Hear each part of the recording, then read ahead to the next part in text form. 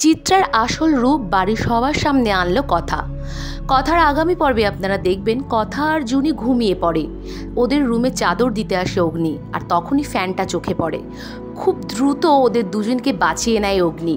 বাড়ির সবাই এসে অবাক হয়ে যায়, ফ্যানটা এভাবে কি করে পড়তে পারে। কথার কিন্তু সন্দেহ হয় ফ্যানটা কেন পড়লো।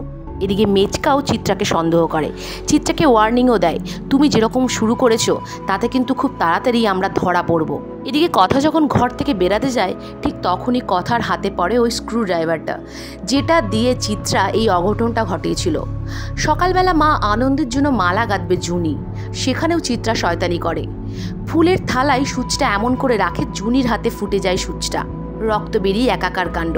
সেই অবস্থাতেও মালা গাঁথে জুনি। অন্যদিকে ঘি ভাত রান্না করবে, সেখানেও চিত্রা স্পষ্ট সবাইকে জানিয়ে দেয় কেউ জুনিকে সাহায্য করবে না।